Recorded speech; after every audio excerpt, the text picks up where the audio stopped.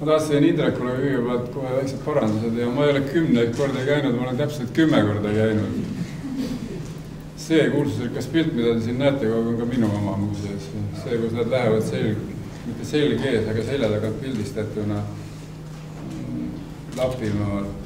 Aga mina tahaksin rääkida vähesti subjektiivselt ehk isiklikult ja ka võib-olla vähem isiklikult nendest 10 retkest, mida ma olen oma sugulaste juurde teinud, paljusid ma ei tundnud ja võib-olla nad said mulle natuke tuttavamaks ja võib-olla oli sellest kellelegi veel kasu ja huvi tekitama oma nende käikudega. Need jagunesid siis nende 17 aasta peale, mida ma olen siin kirja pannud selles tiitellehes ja minu ulatus ei ole olnud nii suur ja võimas nagu paljudel mu kolleegidel. Ma keskendusin lähiümbruse sugulastele, vadjalased, isurid, pepslased, saamid ja mingi imelise kõrvalhüppena ka komide juurde veel kõige viimase reisina. Need ei olnud väga vabatahtlikud, kuna ma ei olnud sõltumatu uurija, mind käsutasid kõrgemad jõud, millest esialgu mainiksin kindlasti Tartu Riiklikku Ülikooli ja ma tahaksingi kohe alustada algusest. Siin teen ma oma elu esimest etnograafilist küsitelu ehk peenemalt öeldes intervjuud. Vepsamaa 1970, ma olen tõeline nolk, siin habegi ei kasva veel. Ja ma pidin seda kõike tegema võõras keeles, Petersoni valvsa pilgu all juba siis, sest temaga ma kokku juhtusingi, sõitsime koos teetuid radu sinna kaugele Vologda oblastisse ja siis pandi mind maha sinna ja kästi küsida küsimusi, mille sisu kohta mul oli ka suhteliselt segane ettekujutus, kuna ma olin küll maalt pärit ja hobusega, aga ikkagi. Küsimused olid koostatud tarkate teadlaste poolt Eesti NSV Riiklikus etnograafia muuseumis. Ma pidin need käigud ka minu meelest vene keelt tõlkima, kuna vepsa keelt ma ei vallanud, kuigi ma hakkasin aru saama selle aja jooksul juba päris hästi. Aga siiski see ei olnud väga lihtne ja ma kartsin ka võõraid inimesi, nendega suhelda. Aga ma jäin ellu ja see oli kindlasti väga õpetlik mulle, see oligi õppereis esimene. Aga ma näitan siit ka mõningaid väga meeleolukaid pilte. Mina räägingi ainult piltide najal, ma palju teksti ei kirjutanud, õigupoolest ainult allkirjad piltidele. Ja tõesti, mida me siin näeme, see on paljudele meie hulgast, kes on käinud neil teedel ja radadel, selline pilt ei ole võõras. Ja see kõik minu jaoks, kes ma ei olnud Leningradist ja Krimmist tol korral kaugemal käinud ja Moskvast, siis see Vologda Vepsamaa oli ka tõeline avastus. Mul on siiamaani väga hästi meeles, kui me ületasime Leningradi oblasti ja Vologda oblasti piiri, siis kaardil oli see märgitud tohutu magistraalina, mis viib Leningradist kuni Vladivostokini.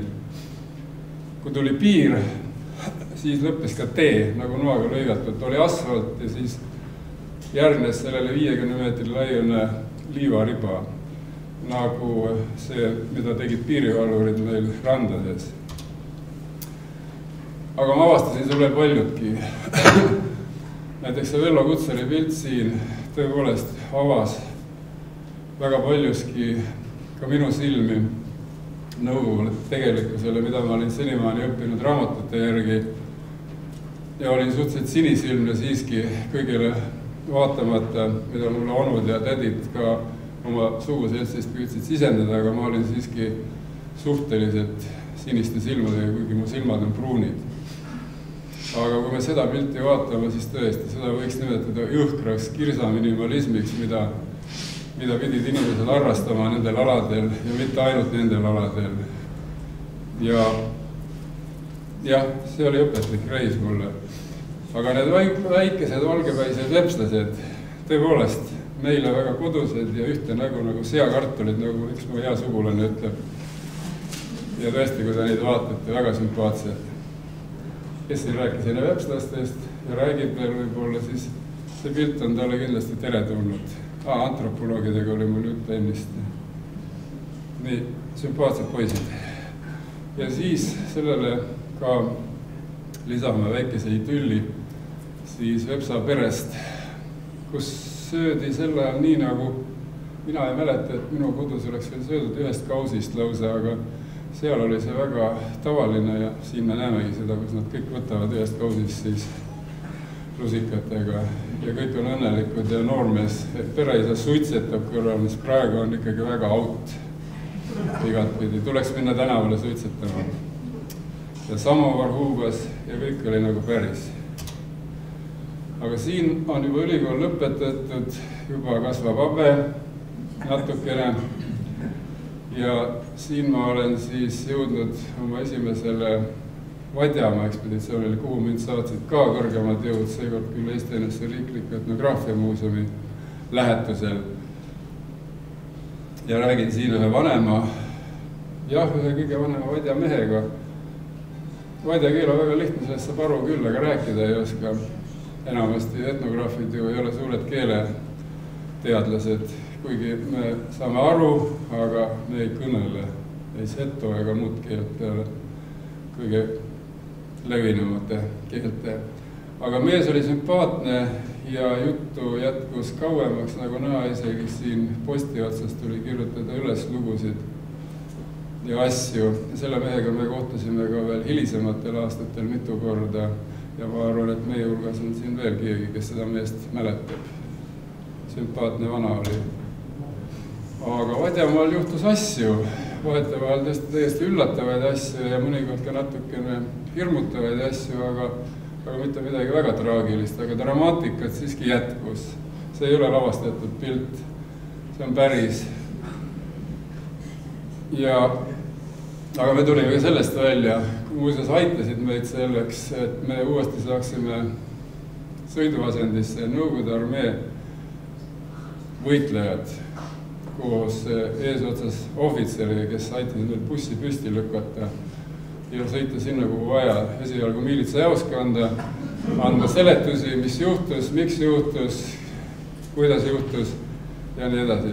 Kusjuures sõitsime tagasi sama teed, teist teed küll oma peatuskohta, kõik oli okei, poiss sõitis jälle 80-ga, midagi juhtunud. Väike hirm oli südames küll, aga öösel läks ta sõprade juurde Hiiumaalt, kes tõid Leningradi lähistele kalakombinaati kala töötlemiseks. Lõbutsasid seal ja sõitsid tagasi ja siis ta ütles pärast hommikul, et bussil teate tuli esimene ratas alt ära öösel. Aga ta oli väga vilgas ja nad said korda selle ja midagi juhtunud, sest kiirused olid väikesed ja Jumal kaitseb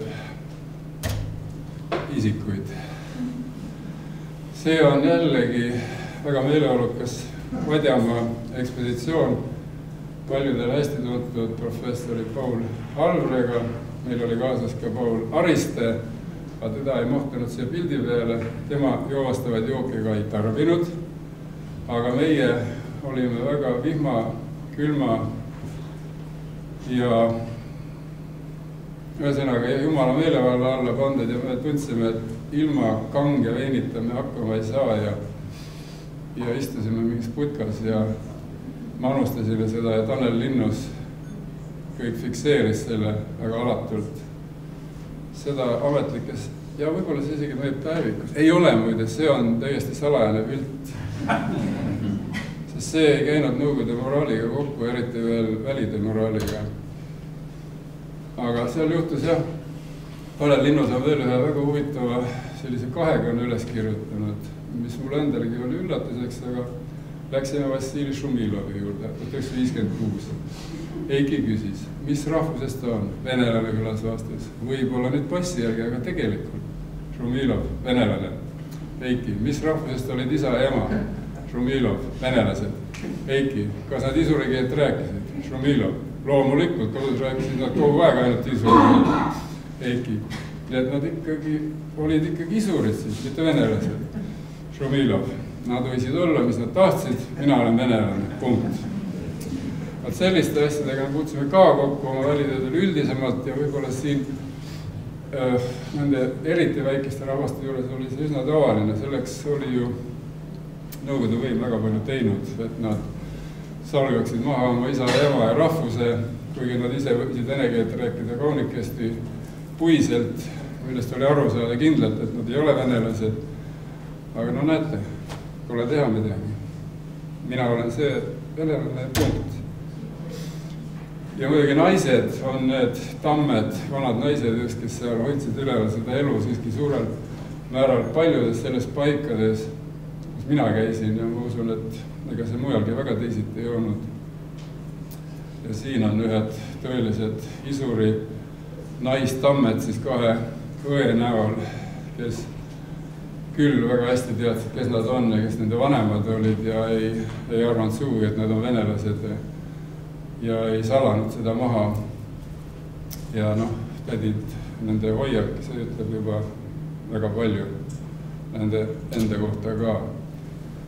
Ja aga oli ka toredaid taate, nagu see Pieter Tihonov, kelle juurde me läksime korraks, ilm oli kehv. Me olime teda varem kohanud mõnel aastal juba. Aga see aasta juhtus nii, et vihma sadas ja läksime korraks sisse ja jäime terveks päevaks.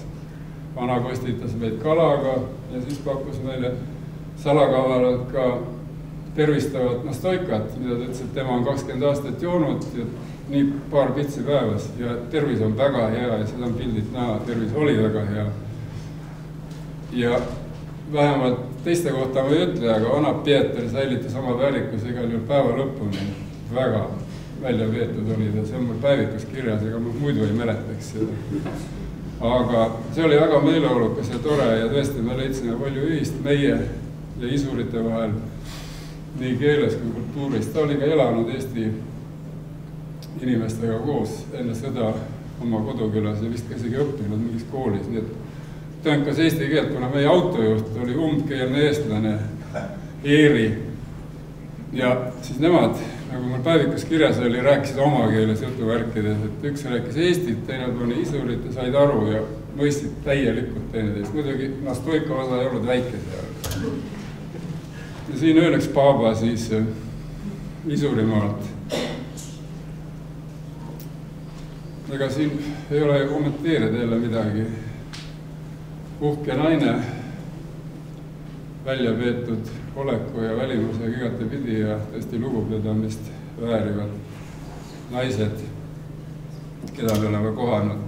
Ja siin siis meie väga meeleoluka ja sisuka välitöö seltskonna pilt, kus on üles loetud kõik, mõned on siin praegu saaliski, Uno Ojala ja pildile varju heitev Aado Lintrop, kuna ta ise pildistas, aga temast peale varju peale midagi jäänud.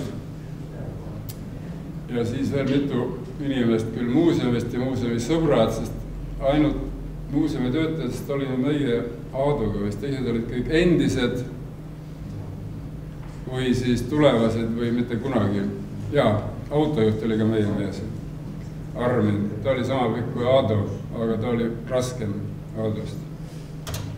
Seisis ka jõuliselt. Aado kirjutab nii, peremees lubas veel ringi vaadata, et kui leiab midagi, saab lihtsamalt lahti, pole vaja isegi prügimäele jalutada. Naasnud koju, õnnest joobnud ja üldsegi mitte väsinud, jorisisime hilise ööni Karjala, Eesti, Setu, Morda ja Udmurdi Kaliivi laule. Sest meie mitu meist olid laulnud ja laulsid Ellerost tollel, sest me tõesti õhtud veetsime meeleolukalt nii laulude, tee kui ka muude jookide seltsis. Aga muidugi enne kõike seda me võtsime kõik asjad kenasti Haida raamatusse arvele. Siin käib üleandmine, mina olen seal, mina vist kirjutan, teised annavad üle mulle kaupa parasjagu. Uno seisab järjekorras, aga Iivi on ees pool teda. Uno on siis viimane praegu, kes saab oma asjad üle anda. Nii et kord oli karm ja väga eetiline.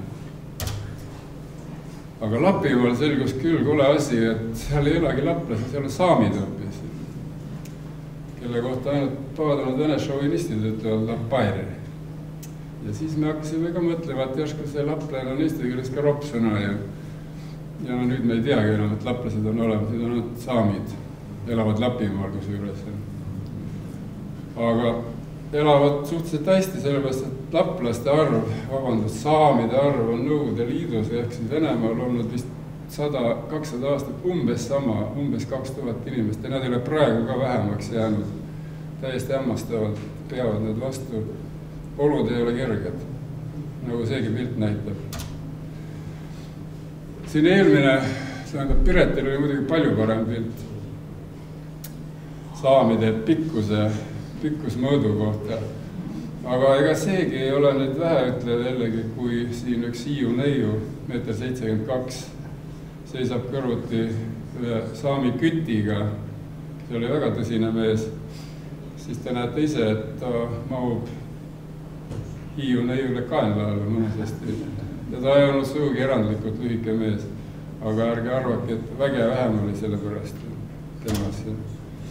Aga seal Luujärvis ehk siis Lovoosjärvas me väga kiiresti õppisime vahet tegema pärismaalaste ehk saamide ja sisserännanud, kuigi ka sugurahvaste ehk siis komide, Ižma-komide ja neenetsite vahel, eriti muidugi komid paistsid silma sellega, et nad olid väga konservatiivselt riivastatud, nagu need kaks vanemat naisterahvast siin, kes olid oma lastele külla tulnud sinna ja meil ei olnud vaja kedagi küsida kellegi käest, kes te olete. See oli selge pilt, et tegemist on komiga, kui ta oli nii traditsioonipäraselt rõivastatud laplased, ehk saamid olid palju vabameelsemad selles suhtes ja kandsid erariideid nii-öelda, nagu meie. Aga jah, selle eksperimendiga, mida Nõukogude Liit ja mitte ainult Nõukogude Liit püüdis ette võtta paljude rahvastega, neid siis muuta kelleski teiseks, siis Lapimaal me näeme selliseidki pilte, kus seal on 5-korruseliste ja teistsuguste hoonete vahel neid vanu traditsioonilisi aitu ja muidki selliseid loputikke. Nii et püüe oli tore, aga see ei õnnestunud siiski neil lõpuni, võib ausalt öelda. Nagu siingi jälle, siin meie hea tuttav, keda me ka mitu korda seal välitöödel kohtasime, tore naine Proskovia, teeb siin lõnga ju täpselt sedasi, nagu seda tehti 1000 ja rohkemgi aastat tagasi ja ega ta teinud seda mitte sellepärast, et ta hirmsasti tahtis nüüd seal kedrata, vaid ei olnud valikuid. Nagu ta võim tegi kõik selleks, et ei unustataks ürgseid oskusi. See oli tema hea omadus kindlasti. Ja eks ta püüdis sedagi teha, seesama Nõukogude võim, millega me kõigil oma välitöödel kokku puutusime kõigi rahvaste juures, et panna unustama teda oma algupära, omapära või traditsioone, aga palun väga, siin siis ava Heideke Võlgorti külas Komimaal oma pühase nurgaga näitab, et püüda võib igasuguseid asju, aga see ei lähe korda nii lihtsalt, et inimesi maatasa teha ja panna unustama oma olemust ja oma eripära ja minevikku. Siin, välitööd olid üldiselt ju päris lõbusad kohati. See pilt on väga huvitav. See on ajalooline pilt. Siin on ju tore kolmik koos nende väga unikaalsete saami asjadega. Need on meil võetud laenuks kohalikust muuseumist, et neid joonistada. Meil oli kaasas tänapäevaks kuulus kunstnik, kirjanik ja multikulturist Ervin Õunapuu tagaplaanil näeb välja nagu väike Al-Qaida poiss. Siis esiplaanil see tore Tanuga tütarlaps, see istub siin meie seltsist praegugi. Tema nimi on nüüd Piret Õunapuu. Ja vasakul on siis, olen mina Soniga, see ei ole lapimüts. Aga see väga uhke kätki ehk häll on küll lappi oma. Tõime sealt ühega siia, aga nii uhket me endale ei saanud. Meil oli muidugi ennega olemas juba siin üks selline, vaat nii. ja muidugi elamuslikud olid ka reisid meie ekspeditsioonidel. Rongiga sõitsime vähem, aga Lapimaa oli nii kauge, et sinna ikka sõitsime rongidega või siis ka Kommimaale lennukiga, aga minule on jäänud meelde unustamatu rongi idee, mida ma tõesti kirglikult armastasin ja need teised tüübid, kes mulle kaasas olid, irvitasid minu üle alati mingi imelik tüüp.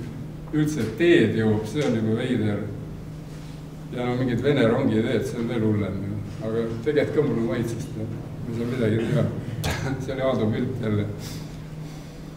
Ja siin ka Komi pakkus ka suuri elamusi väga paljudes mõttes. See oli minu selle Sugriana lõppakord, siis lõppes ka Nõukogude võim ja lõppesid minu suhted teiste kaugete sõbralike soome-ugri rahvastega.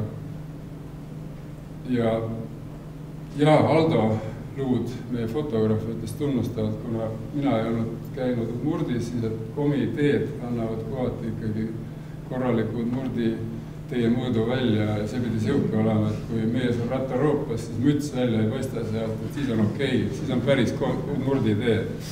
Aga siin oli veel hullem, siin tuli jõgesid, nagu te näete ületada, kus polnud ka silda peal ja saime ka hakkama koos selle Kubani kasaka järeltulijaga, kes oli bussi juht seal.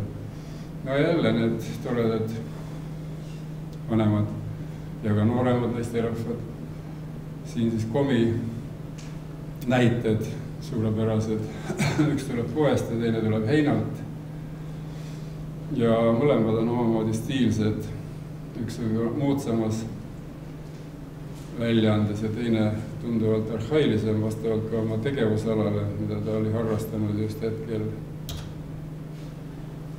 Ja ka kauneid noori lapsi ja väga ürkseid hälle, kusjuures küll see noorena enam hällilaule laulda ei osanud ja ta laulis, või tähendab kiigutas hälli hääletult, nagu meil oli päevikusse kirjutatud. Seda ma muidugi ei mäletanud, aga me panime seda tähele, et sellega oleks võinud kaasneda midagi ka helilist, aga seda ei olnud mitte ja tüdruk tunnistas, et ta ei oska neid vanu laule enam laulda.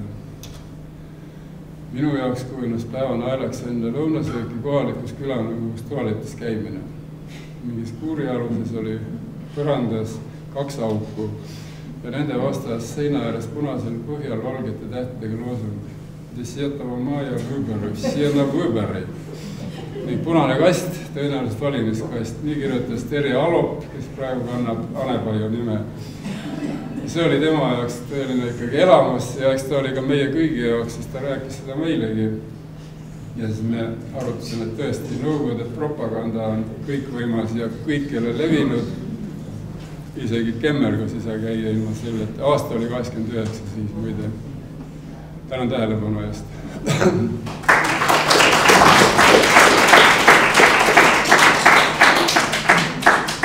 No ootan huvitavaid küsimusi, aitäh! Jah, huvitavaid küsimusi vaadata. Apeamine on kas on ilust kalliks läinud? No Peterson eeskujul, aga ma ei saa teisiti teha. Ma ikka tegin pilte seal päris palju ja näidan siin kogudes ka, ega kõik muidugi võetud tol korral ise me tegime ka tsensuuri ja kõiki pilte ei pannud ja tihti peale need, mis välja jäävad, on huvitavad kui need, mis on vastu võetud. Sest vastu võetakse ikkagi mingitele kirjutamata või kirjutatud reeglitele vastavad pildid, mida me ise arvasime nii olevat, aga tihti jäid välja väga sellised huvitavad olmed ja meie oma ekspeditsiooni olmepildid, mis tihti on väga kõnekad ja räägivad seda, mida ei räägi need ametlikud pildid. Ja sama on ju ka päevikutega, millest siin oli ka täna juba juttu, et seal leidub palju selliseid nüansse ja üksikasju, mida meie teadme materjali ei kirjutanud. Aga päevikutes kajastasime kas siis ridade vahelt või kuidagi mööda minnes, aga seal on palju värvikaid üksikasju, igal juhul tuleb välja nagu see Terje tähelepanek, väga terane tähelepanek. Ja mitte ainult, see on lihtsalt selline võib-olla natuke markantne või selline rasvane, aga ka palju sellist muud. Ma olen pilte teinud, Tõnis, ära sa arva. aga neid ma ei saa, need fotoaparaadid juba on siin muuseumi kogus, nii et jah, need ei ole ka midagi sellist, no midagi väga unikaalset seal ei olnud, neil oli väga standardne see aparatuur tol korral ikkagi, aga nad tulime toime kuidagi moodi. Ole hea. Aitäh, et see dialoog seal Isuri juures, kas see on kuskil päevikus? Jah, ega ma muidu ei mäletanud seda, ma kirjutasin ta maha sealt. Tanel Linnus oli, me käisime Tanel Linnuse ja siis oli seal tol korral oligi, me käisime koos nende Soome tudengitega, tähendab Alvre ja Aristega seekord ja siis ju ta siis nii oligi, Tanel niimoodi üles kirjutas sellega välja ei mõelnud praegu midagi käigult ja ei, selliseid jutuajamisi tuli seal ikka ette niimoodi ka hakata meenutama. Kuigi ma ütlen, ma ei ole aktiivselt nüüd tegelenud selle Soome värgiga 30, peaaegu 30 aastat või 25 aastat, ütleme, ja paljud asjad on ununenud lihtsalt ja läinud kuhugi siia sellesse sügav mällu, ütleme nii. See vist oli jah, noorema põlvkonna. See oli noor mees ja 56 aasta sündinud. Sinul paar suve tagasi Isurite juures oli nüüd natuke noorem naisterahvas, kes ka kirjeldas sama tunnet ja kuidas ta passi saades oli nii rõõmus, et talle lõpuks kirjutati passi, et ta on venelane. Aga nüüd 20 aastaga ja siis sellise rahvusliku eneseteadvusega on nüüd muidugi kahju, et on ka vähemalt mingite inimeste hulgas on see vend, mis täidab ka teistpidi käis. See on arusaadav jah, sest ega tol ajal ega see ei olnud mitte sellepärast, et nüüd oleks kuidagi väga vabalt olnud seda põhjust valida, et seal olid väga praktilised põhjused, et tahta olla venelane. Nii oli palju kergem, lihtsam ja parem elada, ütleme niimoodi lühidalt. Ja eks see on väga inimlik ju, kuigi kurb meie jaoks ja võib-olla nende endi jaoks ka.